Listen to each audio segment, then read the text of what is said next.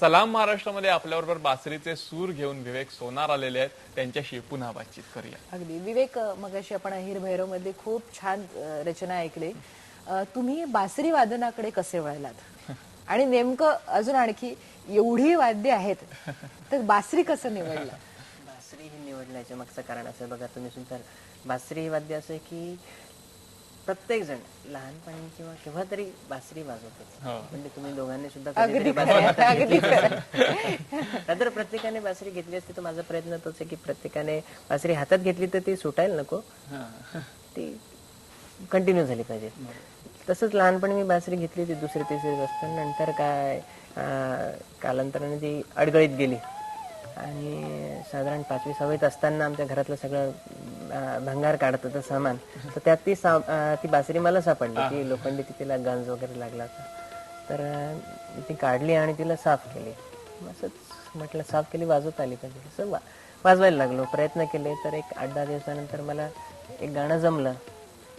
असे हळू 1, 2, 3 असे गाणे वाजवायला लागलो. आमच्या गावी चाळीसगावला पंडित पुरुषोत्तम अंतापूरकर म्हणून माझे आद्य गुरुजी ते होते.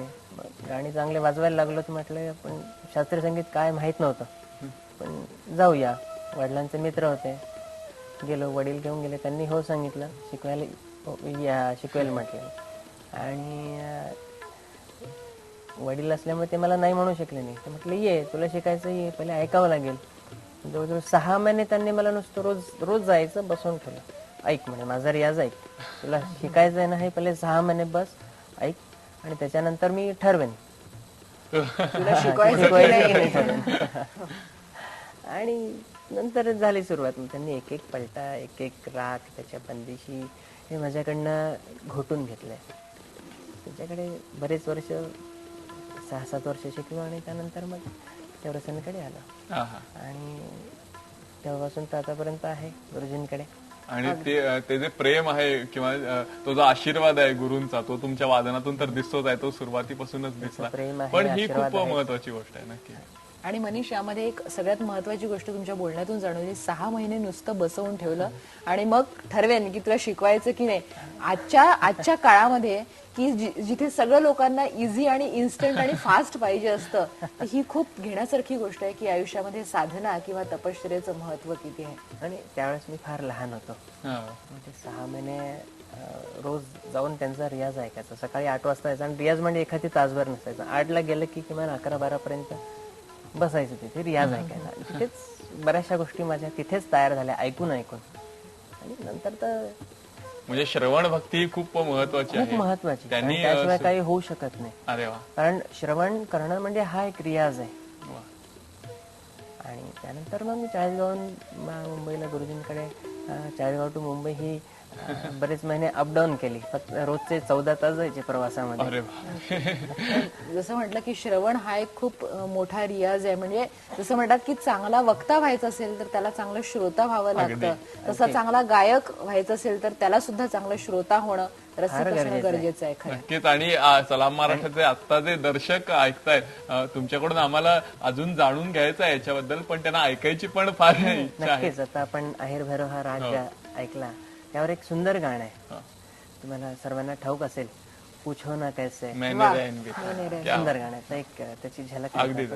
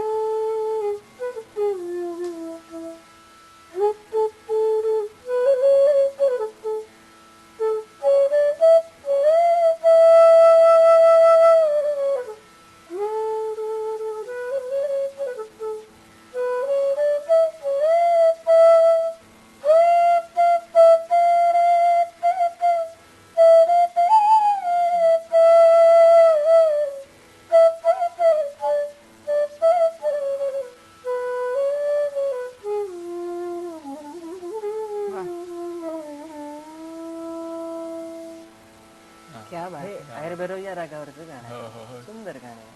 किती छान. म्हणजे जरी लाईट वाजवायचं असलं बासरी तरी क्लासिकलचा बेस का आवश्यक आहे हे कदाचित याच्यामधून कळलं असेल की जे नवीन शिकतायत त्यांना.